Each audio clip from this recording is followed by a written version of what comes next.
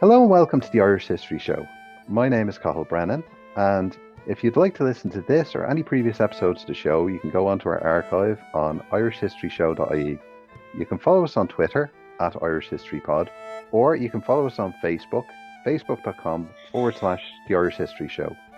Today we're very pleased to be joined by Dr. Gareth Mulvenna. Gareth Mulvenna has written about the Tartan Gangs in his book Tartan Gangs and Paramilitaries. He has a very good podcast series that you can follow, Hidden Histories of the Northern Ireland Conflict.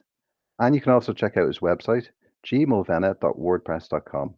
Gareth, you're very welcome to the show. Okay, thank you very much. It's good to be here. We'd just like to ask first, because your book got an awful lot of coverage, Tartan Gangs and Paramilitaries. It's a really, really interesting subject. And could you just tell us about that type of youth culture in Belfast in the 1960s and how it sort of led into going from youth gangs into loyalist paramilitarism? Yeah, certainly. It's good that you mentioned the 1960s there, because I think a lot of people, when they think of this, think of the early 1970s solely. But in the 1960s, there was, like any other generation of Belfast youths, there was a lot of youth gangs in the city of Belfast, and in particular in Protestant areas. You would have had gangs like there's a gang on the Shore Road, York Street, called the Eddy. There was a gang on the Shankill called the Anthill Mob. I think I was named after the guys from Wacky Races. But the ironic thing about that, of course, is that although they had that comical name, one of the members of the Anthill Mob was Lenny Murphy, a teenage Lenny Murphy, who would go on to become involved with the butcher killings in Shankill. So really, like any industrial city, Belfast had youth gangs. What set it apart, I suppose, was in the late 1960s, you had sectarian conflict. And a lot of the young fellas I would have been looking at in my research were from loyalist backgrounds. Trying to find out the origins of a youth gang in any city can be problematic. I know reading a book about youth gangs in Dundee, they all wore different cycling tops. And the author who interviewed a load of these guys who were around the 70s basically he was trying to find out who was the first to adopt this look, and he basically came to the conclusion that it would be better for some of the guys to meet up themselves and thrash it out in the pub over a pint. So luckily, I was able to reach a consensus. There was a story that Gusty Spence's nephew, the loyalist leader, Gusty Spence, was obviously imprisoned at that stage for the shooting of Malvern Street. His nephew, Frankie Curry, who went on to become a prominent member of the Red Hand Commando during the Troubles, as a teenager in the late 60s, he was in Glasgow with a couple of friends over for a Rangers game at Ibrox. When they were in Glasgow city centre, Frankie Curry and a couple of other guys decided to go on a sort of shoplifting spree.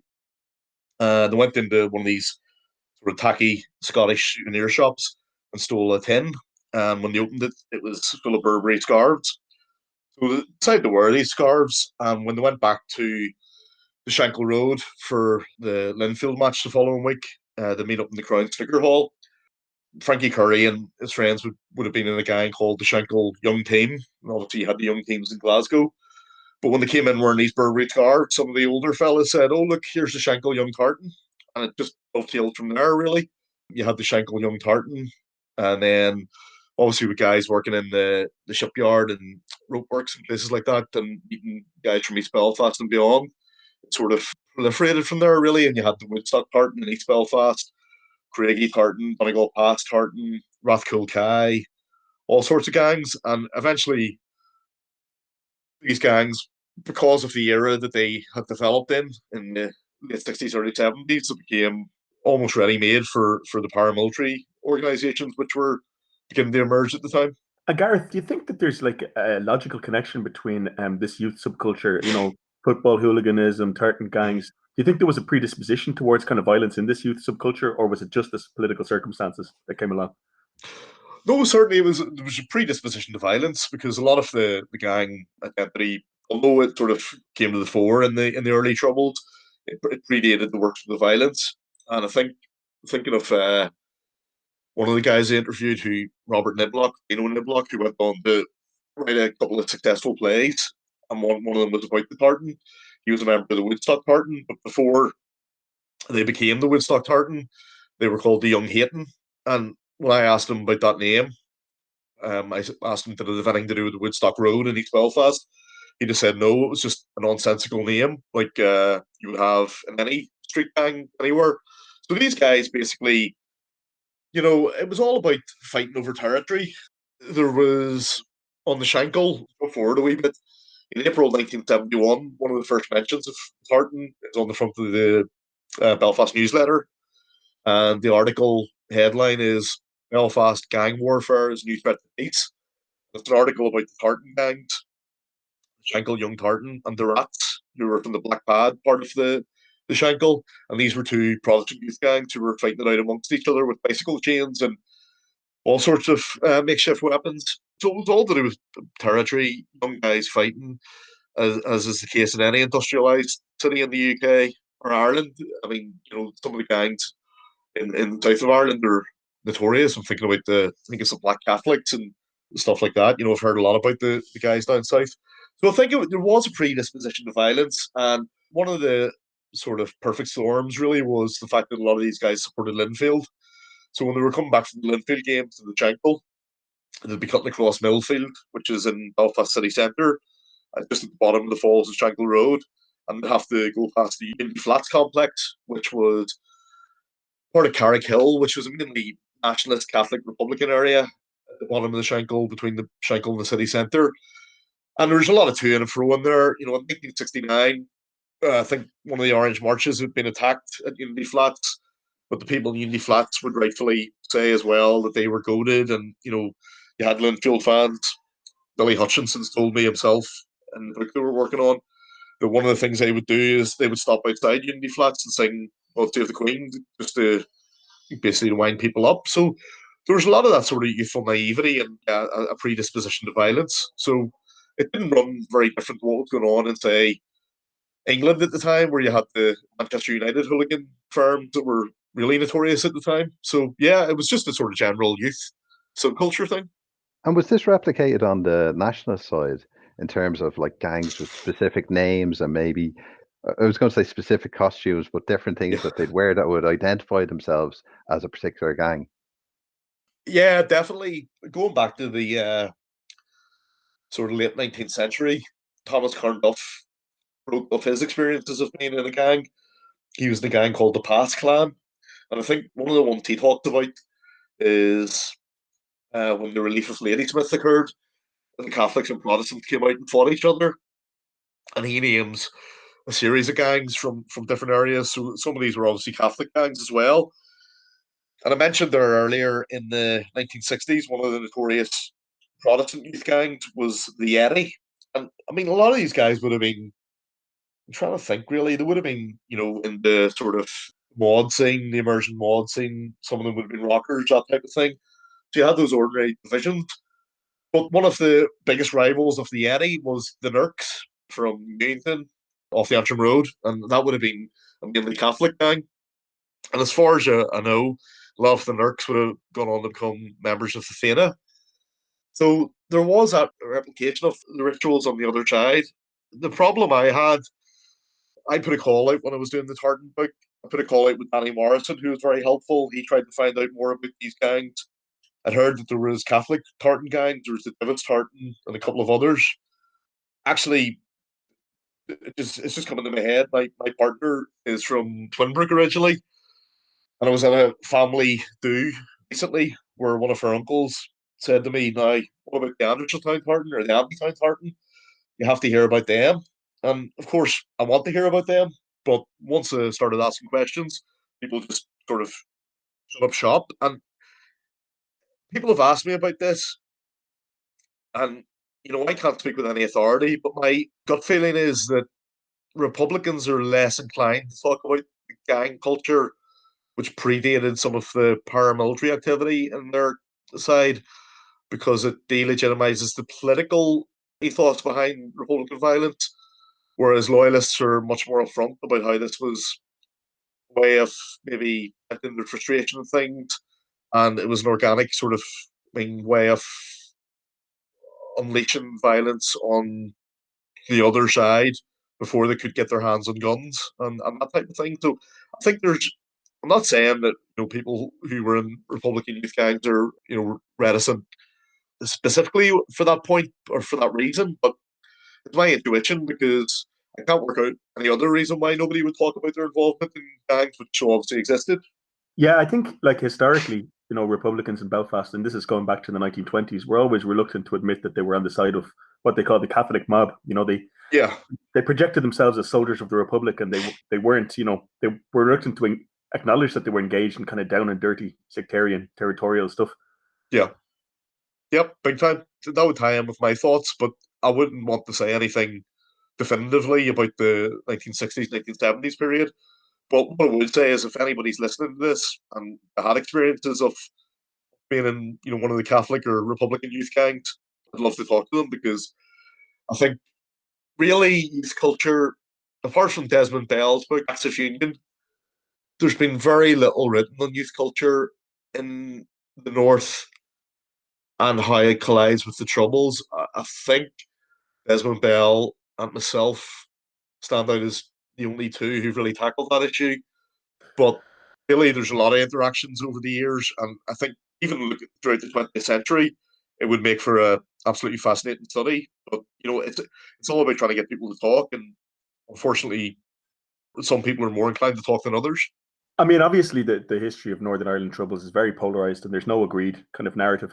So I think the best way to move the conversation on is what's the narrative of how, among these guys, of how they became involved in Loyalist paramilitarism at the start of the Troubles?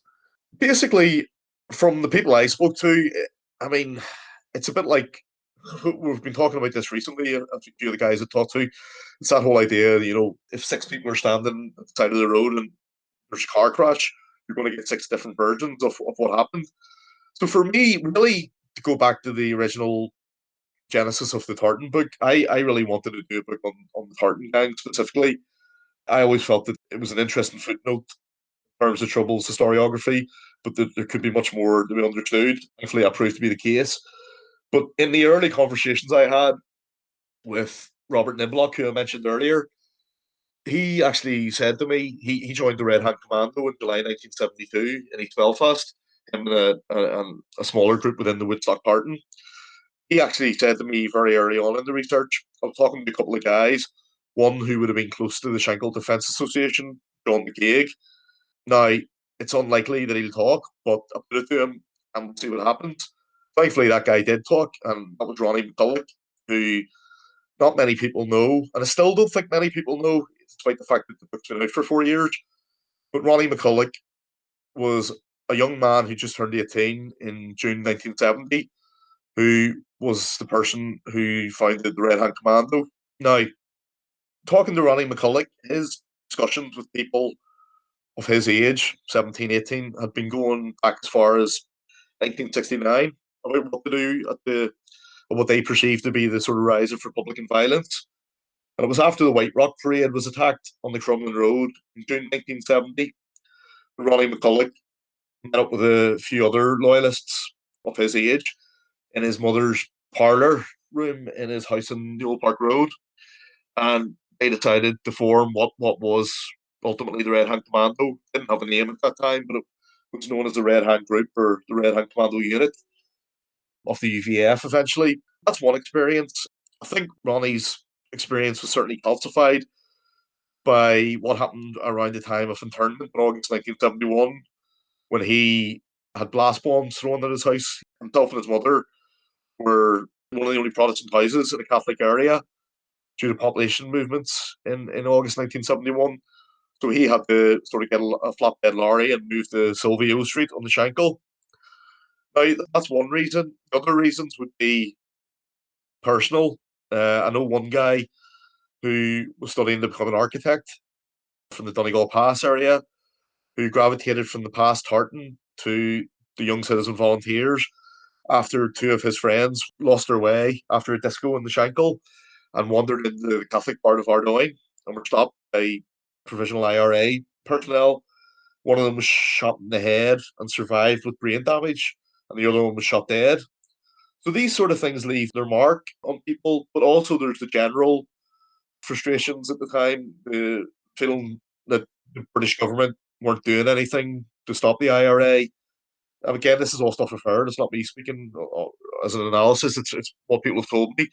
The fact that the British government weren't doing enough to break the IRA, the fact that the British Army seemed to have their hands tied, that the RUC had been disarmed by the Hunt Report in October 1969.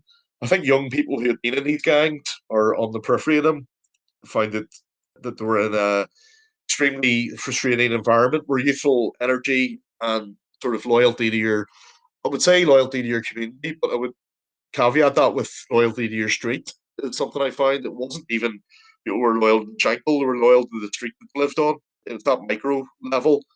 So really, it's a range of reasons why people gravitated from gangs, but to sort of tie that up in the story in the people I talked to, Ronnie McCulloch, then aged, he just turned 20 in July 1972, swore in Robert Niblock, who was just turned 17. So these were young men recruiting other young men into organizations.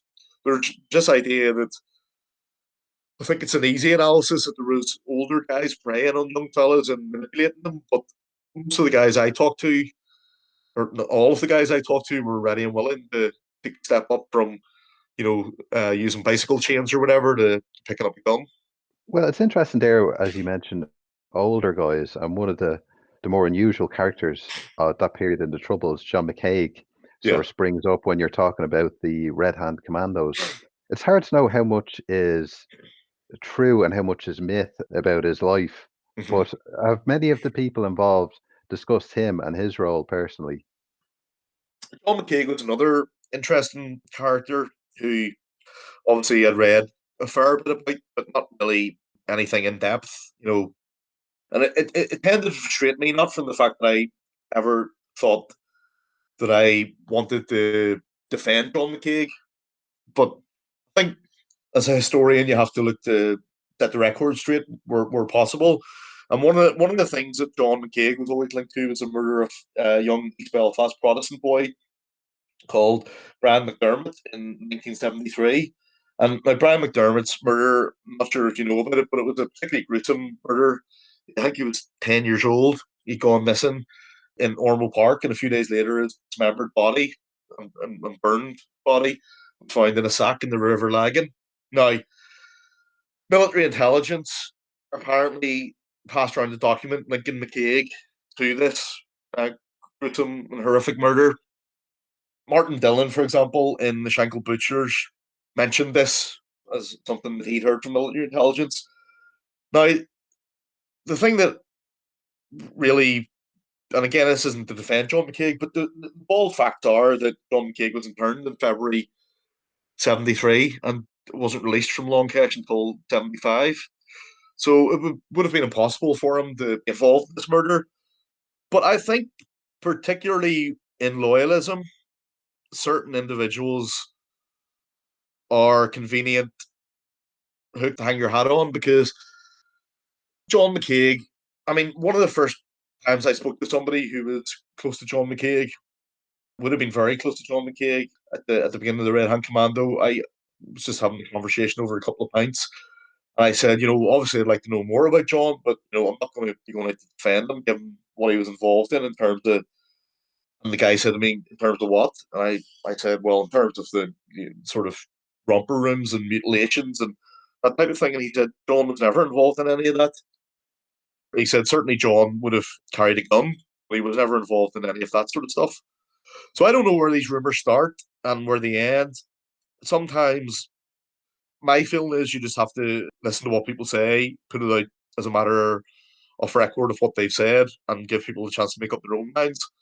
But I certainly think it's interesting to hear about John McCaig from people who knew him very well right up until he died, rather than a military intelligence document which has been passed off and discredited, which gets the dates wrong. But John, yeah, I mean, John's a fascinating character. I mean, he was always a footnote, but I think what I've tried to do is sort of bring him to the fore of the historiography because for a guy who was so pivotal in the reformation of the UVF in the 1960s and the ultra Protestant volunteers with Paisley initially and the sort of false flag explosions around that time in the late 1960s, right through to the 1970s with the Red Hand Commando. Then he goes through some sort of Damascene conversion where he starts touting Ulster independence. I mean, a lot of the interviews that people might have not looked at that John McCaig gave in the late 1970s when he was promoting Ulster independence are very interesting because although he blames the Catholic Church in a less crude way than he would have done in the early 70s, he blames the Catholic Church for blocking integrated education, but he also blames Britain meddling in Northern Ireland. He's basically saying that Catholics aren't getting a good deal, Protestants aren't getting a good deal from what's happened over the last 10 years. Maybe it's time we all came together and looked at an independent Ulster. So, and just talking to people about John, he's certainly a more than a one dimensional character. Yeah, to maybe address the point that people are waiting for. Obviously, John was gay, there's no doubt about it. Talking to people like Jeffrey Dudgeon, other people who knew John, there's no doubt that he was gay. But the young guys I talked to who were involved in the Red Hand never had any.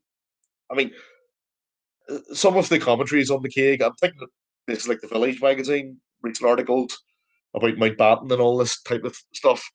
They basically described McCaig as a child rapist.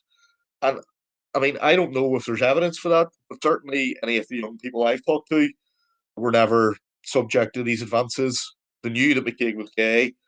If they weren't sure if he was gay, they certainly knew that he was a bit effeminate.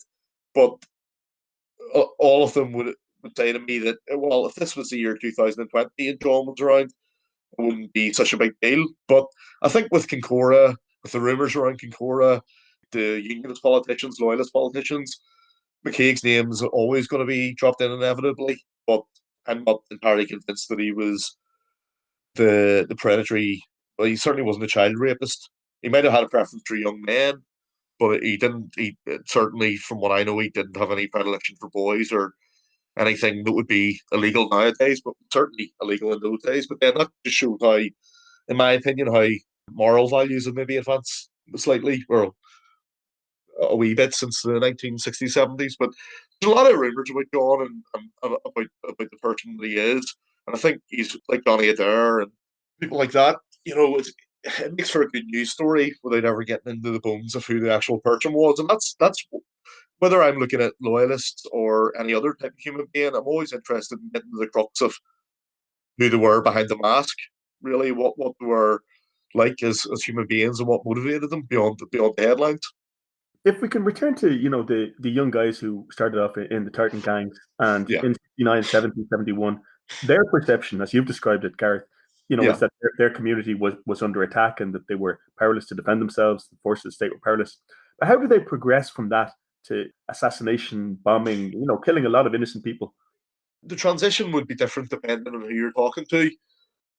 Somebody like Ronnie McCulloch, who wasn't in one of the Tartan gangs, he and his friends decided to take matters into their own hands. He talks about when he moved to Silvio Street, meeting the local vigilantes there. Yeah, it would have been the autumn of 1971. One of the local vigilantes said, "Look, I hope you don't mind, but we all do a turn at the interface here. Do you fancy helping out?" And he said, "Certainly, what do you have?" And one of the guys produced a billiard ball and sock. The guy said to Ronnie, "What do you have?" And he said, "I've got this pistol and a mil hand grenade." So there was already stuff going on behind the scenes in terms of organising. But I think, you know,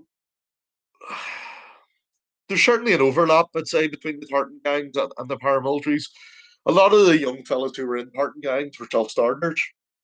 Thinking about the current work I'm doing with Billy Hutchinson, or he would have become involved in the organisation of the Young Citizen Volunteers in 1972. Himself and a group of friends would have been involved in a group called the Young Ulster Volunteers. I think there may have been an overlap with the Tartan, but from his perspective, it was that frustration that the IRA were coming in, blowing up places like the Four Step Inn.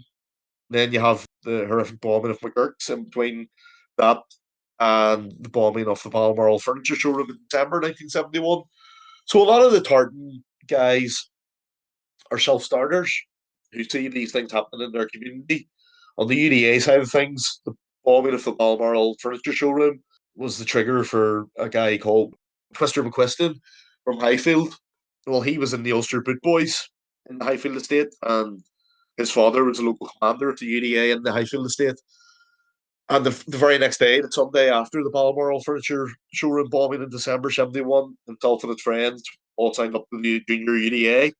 Now, one of the interesting things there is that his father took all the scarves off the Boot Boys and said, basically, you're not in this gang anymore. You're paramilitaries. There's no time for messing around like this.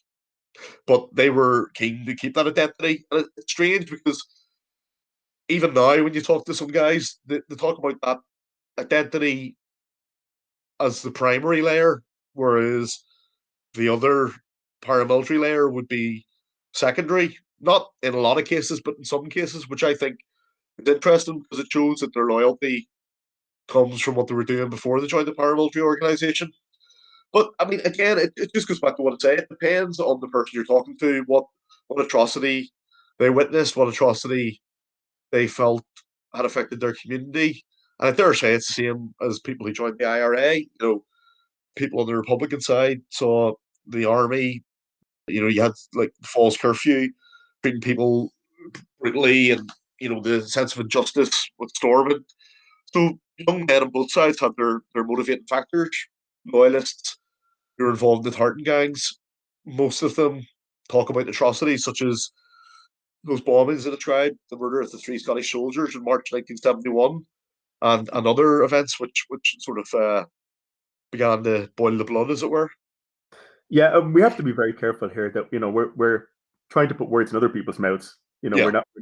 We're not polemicizing here. But another narrative is they said they were defending Ulster and defending their communities, but the opposing narrative is that they were socialized in a sectarian state.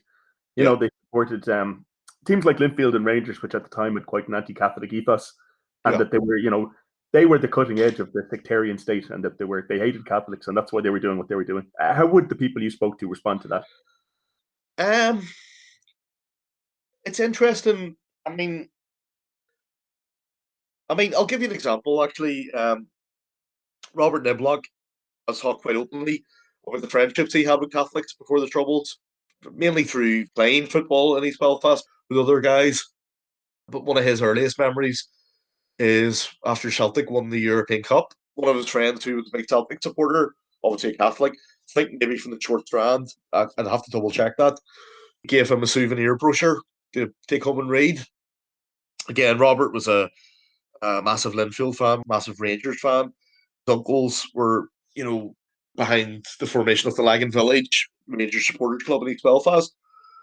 When one of his uncles on the mother side of the family saw the Celtic brochure, he put it in the back of the fire and burned it and told him never to bring anything like that into the house again. So obviously there are little sort of, when you look back, tragic maybe events in people's lives that fostered this sense of suspicion and unease. And certainly Billy Hutchinson, he would talk about growing up in the Shankill, not really knowing of anything outside the Shankill, and just growing up in that culture where obviously you had the decline of the British Empire at the time. People were very staunchly proud of the Orange culture, of the effort of the First and Second World Wars, the NHS, that type of thing. But on the other hand, Billy is very open, and I think it'll come across in the book, about his father, who was a bookies clerk.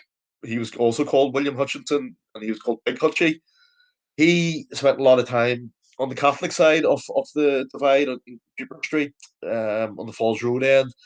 He took Billy to Clonard to go to the cinema. He took him to visit Catholic friends.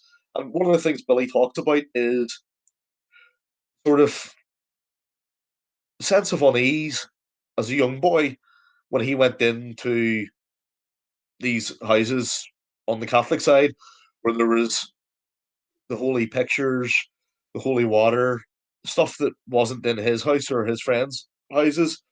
And I mean, as a Catholic myself, that struck me as being a really interesting point, because although my parents are very religious and I'm going to mass every week, and I did up until a certain age, I certainly have aunts, or an aunt in particular on my dad's side, who had trained to become a nun, and she had her living room was basically like the living room Billy Hutchinson described, with these religious statues, pictures, that type of thing. And I have to say, I always found it slightly unnerving in a weird kind of way. But and not to go off too much of a tangent here, but I remember going. I went to Christian Brothers Primary School, and one of the things we used to always do to, sort of, I think it was just to entertain each other, was there was it's ridiculous. It was ridiculous at the time, but it shows what goes on within Catholic communities with regards to the superstitious iconography thing. There was like a statue of the Virgin Mary in the basement of the school, and people, as 8 or 9 year olds, people would say, if you go down there, her head moves, or she looks at you, or blood comes from her eyes, all this kind of weird stuff. And another thing Billy Hutchinson said to me was that one of the games they would play around this time in the 1960s as youngsters was to run up the steps of Holy Cross Church in Ardoyne, and to make sure if the priest came out, they could get away from the priest in time, just to give themselves a bit of a thrill. Because the rumor was that if the priest caught you, they'd put you in the catacombs beneath the church and then transport you down to the south. And then again, Billy Hutchinson's mother would talk about the south being a priest-ridden state. He had aspirations to become a jockey. Billy's dad wanted to send him down south to train to become a jockey, but the mother didn't want him going to a quote unquote priest-ridden state. So there's an amalgamation of fears of the other, and then that becomes, I suppose, that makes it easier to dehumanize people, because another thing that will become apparent in the book of Billy Hutchinson, and I think I addressed it in Tartan Gangs, was the idea that they would say that, unlike the British Army, the IRA didn't wear uniforms.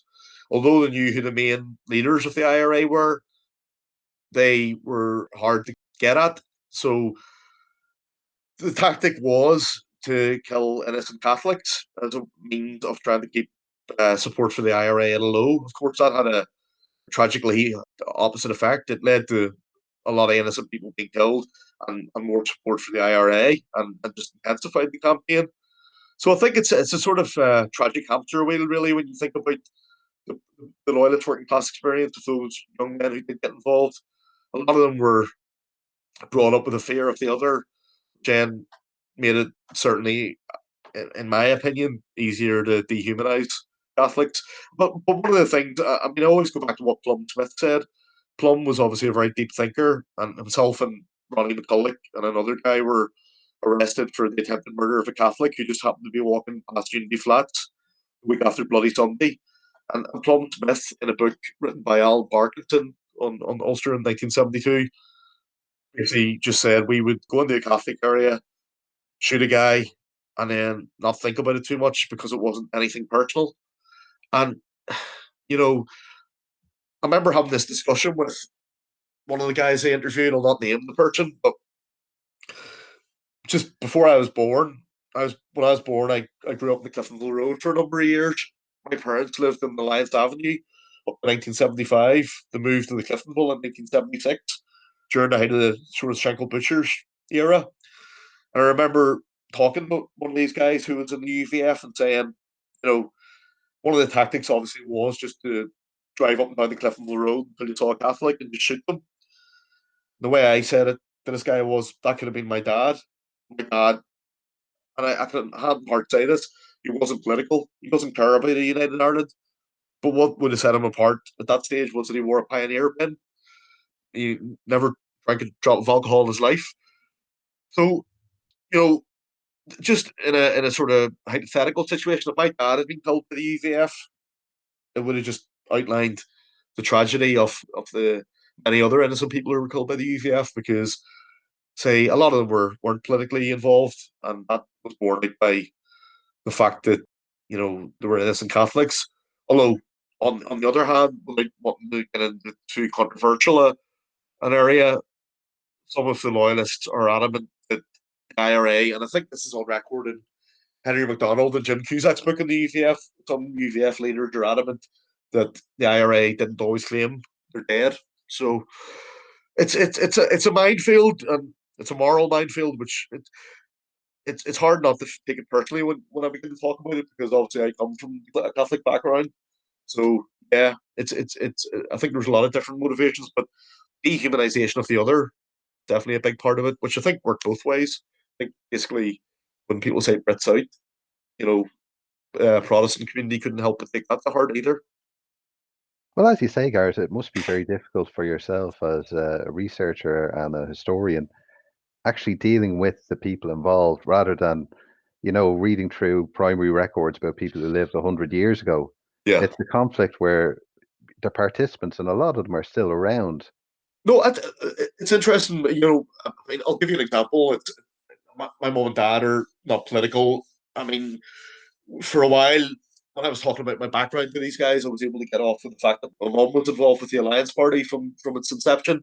But obviously, around the time of the flag protests, that became a little bit more controversial. And it's something people don't often think about. But I've talked to the guys I've researched with, and they're all very deep thinkers and very understanding of my background and sensitive about the fact I come from a Catholic background. But when I mentioned the Red Hand Commando to my mom's never read the Tartan Gang book. My dad read it. He did a bit of proofreading on it as well. He was very supportive. Came to the book launches, helped out. He's an accountant or was an accountant. He's in his 80s now. Helped out with the float and that type of thing. But my mom still, when you'd mention to her just even the Red Hand Commando, you can still sort of see the fear in her demeanor when she thinks back to that time. But luckily, I was brought up in an environment where my mom taught in a Catholic. She was vice principal in the Catholic girls' school on the Fault Road. She's able to talk about what the IRA did as well, and she's critical of both sides. So in a way, I was able to approach it from that sort of dispassionate position. But yeah, I mean, I think I've talked openly about it on the blog and some of the videos I've done recently since the lockdown and some of the creative writing I've tried to do. Certainly, when you're doing this type of research, there's a lot of detritus left in the back of your head where I've talked about this to guys like Bino Niblock and others who himself would be into creative writing.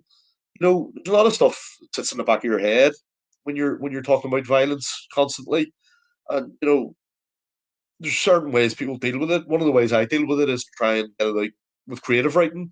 But yeah, it is different to researching abstract individuals who are long dead. You're confronting or not confronting. You're sitting across the table from and ultimately becoming friendly with people who probably 40 years ago, 30 years ago would have been only too willing to put a bullet in your head. But I think it's a sign of how that constituency, particularly of guys who went through that really dark and violent 1970s period, have come out the other side, and they have their regrets. I've seen one or two very emotionally disturbed by their involvement in sectarian killings, and they deal with it in different ways. Some deal with it with alcohol, some deal with it in other ways, and it's just.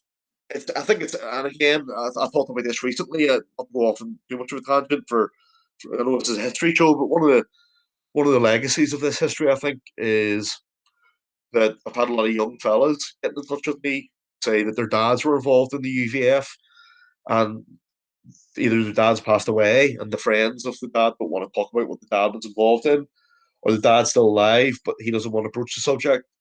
Son just knows that he was in jail for a long time. And I think what we're looking at there is a mental health crisis, really, because when I mentioned this on Twitter, somebody came back to me and said, well, the same could be said of Republican activists. And of course it could be, but I think when the war was over, as it were, it was easier for Republicans to reintegrate back into society with the sort of structure, with the political structure with Sinn Féin, with the cultural structure of Fela. Whereas I think on the loyalist side, had a lot of guys getting out of jail. And although you would have had a sort of certain culture where they would have been celebrated, the larger part of the culture would have been to completely dismiss them as criminals and people who had done something wrong. So yeah, it's a really weird one, that. Yeah, I mean, a lot of my research is on the Irish Civil War in 1922-23, which is obviously a lot longer ago. But what strikes me as a difference is that there was total silence really about that, about the ins and outs of what was done really until very, very recently. Like all the archives were closed and everything. So, I mean, in some ways, the Northern conflict is more talked about, even though there is this kind of, blockage or amnesia. Yeah, certainly. I mean, there's that old saying that Northern Ireland's the conflict here, it's been studied to death, really, in terms of the relative size of the country. But one of the things, I suppose the podcast started off like this, which, I've changed the title of the podcast to The Troubles of Beyond to reflect maybe some of the more creative stuff I'm looking at. But it started as a vehicle to hear some of these stories. And thankfully, there was interesting things came out about, obviously the first episode was Beano Niblock talking about his experiences of being a young paramilitary in the early 70s. Then you had people like Henry MacDonald, the journalist, talking about, his upbringing in the Markets area and the sort of really red background that he had. His father, having Joe McCann in the house and just almost being blown up by the UVF as well, then going on to become involved in the punk scene in the late 70s, and Paul Burgess the same, but from the Protestant side of things. I think it's on the Twitter bio as well. I always like to think I'm a good listener, although I've talked a lot here today. I think it's important to make people feel comfortable, let them sit down and talk at their own pace, and not probe people. I'm not an interrogator, and I think sometimes the best stories or accounts of the past come out when you give people the chance to feel comfortable and give them room to express their feelings about the past. But also, I mean, again, you say it's been talked about a lot, and that type of thing. And it's one of the first things that struck me when I was doing the research, when I was talking to people like Eddie Kidder and Billy Hutchinson, who were there when the Balmoral furniture showroom was blown up, and when the baby was brought out in the blanket, which was just soaked in blood. And one of the first things I remember saying was in those conversations was, obviously I'd like to talk about this as a motivating factor, but I know there's occasions we've talked about this before, and thinking from my own perspective, how many times I want to talk about events that were traumatic. So I don't know. I don't, and that's one of the problems with legacy here. I don't think people have really taken into account the difficulties with mental health and the trickle down effect, particularly with sons of combatants, former combatants, and also sons and grandsons, daughters of victims as well. I mean, I remember Stephen Nolan doing the documentary on the Shankill Butchers, and he interviewed Joseph Morrissey's daughter, Charlotte Morrissey. And I mean, it was one of the most uncomfortable pieces of television I've ever seen, locally anyway, because this is a woman who had lost her father some 35 years before. She was still traumatized when talking about it as if it had happened yesterday. But sometimes I wonder, and that's the other thing I have to be careful about with the work I'm doing and with Billy Hutchinson. Myself and Billy have talked about this. The way Billy wants to write his life is warts and all, but he doesn't want to rub victims' noses in it. He doesn't want to dwell on the supposed glory of being in the UVF. He doesn't want people to have to revisit the trauma of losing their loved ones, but also it's an essential part of the story. So it's hard to get around that. And an important part of that was, I remember one of the first things Billy said to me was, I want you to write a preface to the book where you basically make clear that you don't agree with the large majority of what I'm saying in this book. You may be the instrument that is writing the book, but you don't agree with what's being said. And, it goes without saying, I don't agree with murder. I don't agree with killing. I don't agree with picking up a gun or a bomb. And no matter what your motivation is, I think, to say there, I think talking and listening is the best way to move things forward. But yeah, I mean, I think there's a mental health crisis coming down the tracks here, which could make mental health crisis at the moment look like small fry, which certainly isn't. Gareth, you mentioned Billy Hutchinson. I know you're working on his biography at Yeah. the moment. And Billy Hutchinson is very much associated, in my memory anyway, with the peace process, eventual evolution of loyalism towards kind of a peaceful agreement in Northern Ireland. But what was the thinking, the political thinking of loyalists in the early 70s? Or had they evolved at all beyond kind of street defenders kind of mentality? Again, not wanting to put words into people's mouths, but I think at the early stage of the Troubles, the reaction was certainly Pavlovian. It was reacting to the violence that these guys were seeing, the IRA violence, the impotence of the British Army, and all the stuff we talked about earlier with the police being disarmed.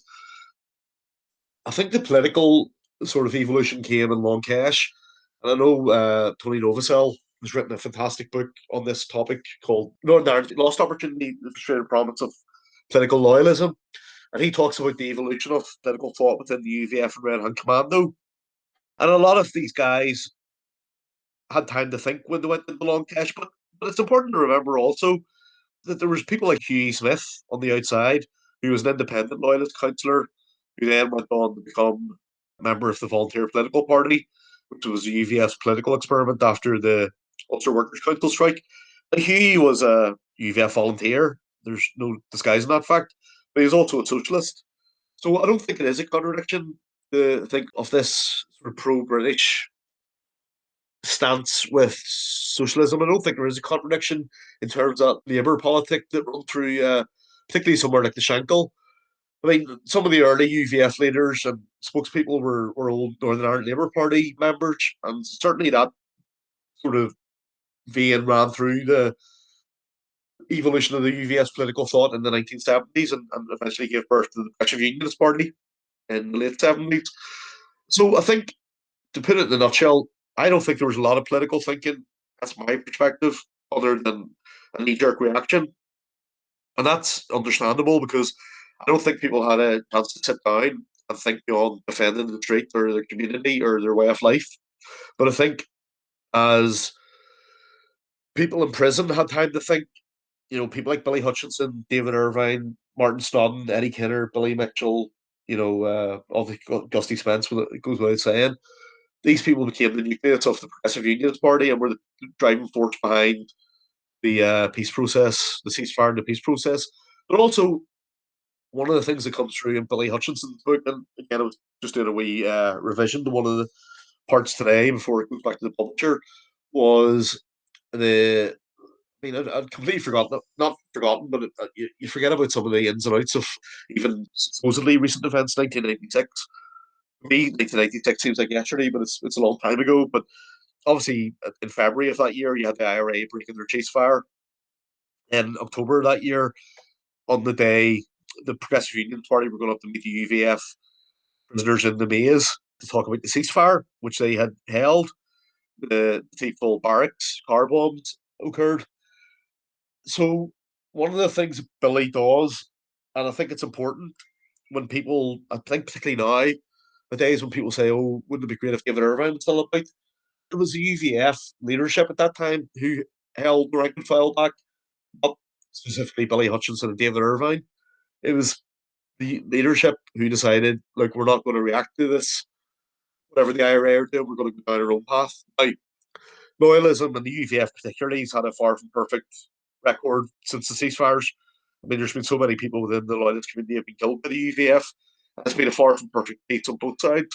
But I think there always has been that tendency to look towards the Labour socialist tradition within the Protestant working class of Belfast. When you go back to people like William Walker, pro-union but pro-Labour, and I think that's where they take their inspiration from. But it's also important to remember that David Irvine and Billy Hutchinson, although they were pro-peace, they weren't peaceniks, and Billy would say that himself. And there were a few occasions when, I think, particularly when you think about the Schenkel feud in 2000 and other periods where things were being stretched, where you did see that other side of those guys, particularly Billy Hutchinson. But then he had to remain true to the culture he came from, because we're talking about this. He was one of the only MLAs who's been involved in something like the feud or that type of thing. It's not traditional parliamentary politics.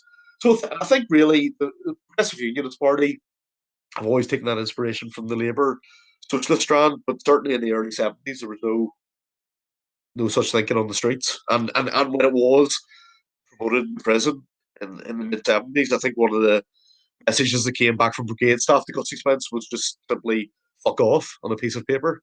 And that's it, because the outside was very different to what was happening on the inside. Well, Gareth, as you were mentioning there, like 1996, and it's funny at our age, it doesn't seem that long ago now, It really doesn't. and it is quite a while ago. But I Yeah, think for a lot of people in the South, the first time they became aware of loyalist individuals rather yeah, than like the UVF or the UDA was in that period and the Northern Ireland Forum, and after the ceasefires, and people like David Irvine and Gary McMichael and Billy Hutchinson. And I remember as well during that period, Liam O'Murchu did a whole special with David Irvine, and Gary McMichael did Pat Kenny's television show at the time. Speaking to loyalists about that period, was there ever an idea that we need to speak to people in the South, that we need to get the loyalist message across to people in the South? Or was that ever part of their thinking at all? Yeah, certainly. I mean, having gone through Roy Garland's book and Gusty Spence, which is basically, a series of conversations with Gusty and talking to Billy Hutchinson more recently, and then other people who are involved in the background in those negotiations in the mid to late 90s. And I'm thinking about somebody like Chris Hudson as well, who became close to the UVF leadership in terms of acting as a conduit between the Dublin government and the UVF brigade staff in the Shankill. I think, and it's on record, I think David Irvine might even talk about it in Voices from the Grave. There's more trust for the Dublin government, or at least a better working relationship between those guys and the Dublin government in a lot of cases than there was between them and the British government. I think they were certainly keen to promote this progressive ethos down south when they were engaging with politicians and community groups. But also, I think one of the things that comes across in chats with Billy Hutchinson was how surprised perhaps they were when they went out to America for the first time to talk to Irish America, that not all the Irish Americans were Sinn Féin lovers or Provo lovers or whatever you want to call them. And actually, in fact, it was easier than they had anticipated to encourage these guys, maybe direct more of their money into cross community funding, to engage Protestant and Catholic working class youth enterprises, that type of thing. So I think from the outset, and I mean, you go back to, I mean, I know it's not specifically about the South, but you go back to Gusty Spence's relationship with Cardinal O'Fee, and they had become really good friends.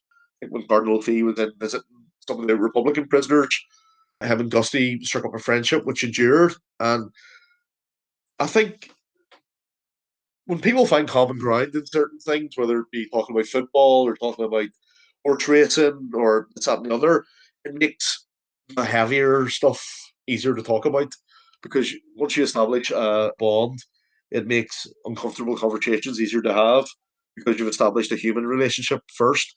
And I think certainly people like David Irvine and Billy Hutchinson were able to do that down south. Now, I don't know all the ins and outs of those dynamics with people like Dick Spring and Albert Reynolds and, later Bertie Ahern, but certainly in the early days before 1998, I've heard nothing but good things about the perception of what the thinking was down south and the openness of Irish people toward these guys. And also, I mean, I remember recently being challenged by somebody, it seems to be an occupational hazard on Twitter, but being challenged by somebody about Marion being the publisher for myself and Billy's book. And it was actually a guy from a Republican background. And he said, "Oh, so happy enough to go with the Irish publisher." And I went back and said, "Yes, they're one of the best publishers in Ireland. So don't see what the problem would be." But I think people are so keen to pigeonhole people into boxes and just sort of shut them off to wherever they want them to be. But one of the things I find is that human beings are certainly more complex than you give them credit for. And when you sit down with people, you find out a lot more about them than if you just sit and read about them in a newspaper and make your mind up about who they are. And I think that's certainly the case when there were interactions with Dublin, that there was a lot of common ground in terms of ordinary working class issues. Well, it was one of those strange things following events at that time in the mid to late 90s, where a lot of the loyalist spokesmen, who are the representatives of organizations who have done appalling things, Mhm. seemed less sectarian than DUP politicians who claim to be non-violent and claim to abhor loyalist violence. Well, I mean, I'll tell you, I'll not name the person for obvious reasons, but I've told this story before. The only time I've ever been made to feel uncomfortable in a research interview was by somebody in the DUP while I was doing my PhD research back in the mid-noughties. This person asked me to turn the tape recorder off and asked me, was I afraid to be there because I was a Catholic? And I explained that no, it was because it's the first research interview I'd done for about 2 or 3 years. So it was just a bit nervous trying to find my feet again. I remember actually the first time I met David Irvine, who, although I knew David Irvine from the TV and he was always in the media and seemed like a friendly guy, it was still quite intimidating for me as a Catholic from North Belfast to go into the DUP office on Newtonard Road. And one of the first things I said to him was like, I just want you to know I'm Catholic. And he said, why does that matter? And I mean, I'm going to be honest here. I've never once, in all the times I've been talking to people with paramilitary backgrounds, people who've killed, people who've been involved in, as you say, the most horrendous activities and murders and all sorts of maimings, all sorts of stuff. None of them have shown any sectarianism towards me. I've been brought into pubs in the Shankill, where I'm sure very few Catholics have ever been, or people from Catholic backgrounds. And I've been openly introduced as a Catholic, as a friend, as somebody who is dead on.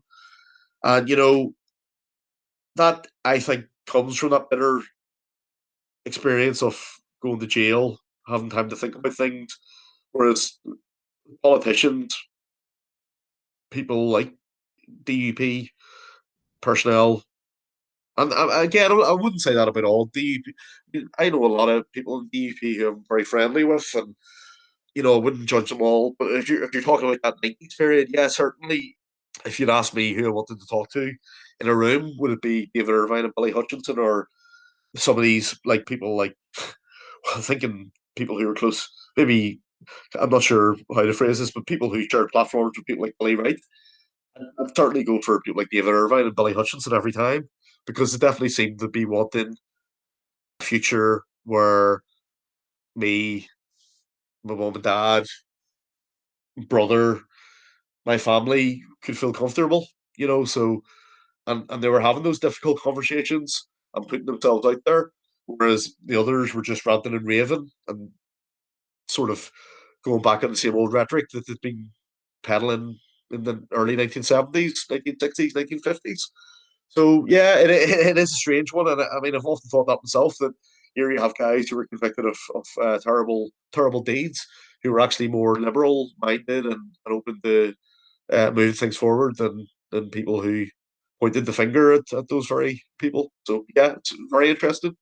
I mean, I guess we're coming to the end now, but we can't really leave Yep. this topic without talking about collusion, because Yeah. we will post this on the internet, and people of Republican mindset will immediately say that the Loyalists were simply playthings of the British state and of the British military and so on, and the RUC, and that they were proxy forces. Basically, collusion did happen. There's empirical evidence to show that it did happen. I think it happened across the board. Obviously, probably not so much on the Republican side, but I think one of the tragedies of Northern Ireland and the conflict here, it goes back to David Irvine talking about it being a dirty, stinking little war, is that probably the main war here was between MI5 and Special Branch in a lot of cases, and maybe a lot of people were having their strings pulled. I mean, I'll give you an example. I talked to a guy who was involved with the UDA in the Craigie Estate as a teenager in the early 70s.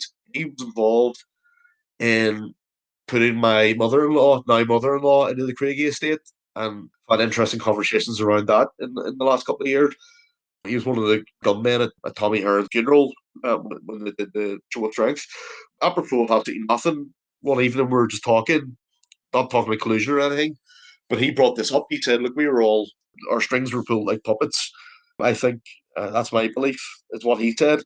So, yeah, I mean, I think by concentrating on collusion, and someone who'd be better to talk about this would be somebody like Ian Turner, who does the Panic Lavatory blog, and he's doing a book at the moment. He's researching for a book about the military side of the UVF and Red Hand Commando. But really, one of the frustrations of the UVF, I've talked to two people, both who have held the position of chief of staff at various stages, and they have both said that they feel frustrated that there is a narrative emerging that they could not do anything without the help of the British state. It only takes a person to read somebody like Plum Smith's autobiography, where he talks about the weapons that the Red Hand Commando were using in 1971-72 as being like relics from World War I museum. A lot of the early weapons in the conflict were bought. Gun clubs were set up. One of the things that re-emerges in the Loyalist News, John McCaig's paper, is that there's advertisements for gun clubs, guys being asked to join gun clubs and this type of thing. So certainly collusion is something that happened. There's no doubt about it. I don't have the authority to speak about it. I don't have the knowledge, because really at that period that I'm most interested in, up to sort of 1973, really, which is my main area of expertise, I don't think it was as endemic as it would later become. But certainly collusion has had a rotten effect on society in the north here, whether it be collusion with the UVF or UDA or Republicans like the IRA, and you see stuff like steak knife and that type of thing. It shows that a lot of the, and I don't think this is stuff that might come out, if it ever comes out, it'll come out long after we're all passed on. The guys in the background in Whitehall and in Deepville and places like that who were pulling the strings. And like I don't like conspiracy theories, but I certainly think you can't discount collusion as a narrative. And obviously, many people have lost their lives due to the actions of people who are involved in collusion. But to dismiss loyalist paramilitaries as dupes of the British state, as sort of unthinking zombies who were manipulated by faceless men, is in my opinion a complete distortion of what really happened in the north during the conflict. Gareth, thank you very much. We really appreciate you coming on. And if any of the listeners would want to get Gareth's book, it's Tartan Gangs and Paramilitaries. You can follow his blog on gmulvenna.wordpress.com, and also to check out, as Gareth mentioned there, his podcast, Hidden Histories of the Northern Ireland Troubles. There's some really interesting episodes on there, and I've enjoyed listening to quite a few of them myself. So if you'd like to listen back to this or any of the previous episodes of the show, you can go to our website, irishhistoryshow.ie. You can follow us on Twitter at irishhistorypod, or follow us on Facebook, facebook.com/The Irish History Show. And on behalf of myself, Cathal Brennan, and my co-presenter, John Dorney, thank you very much for listening.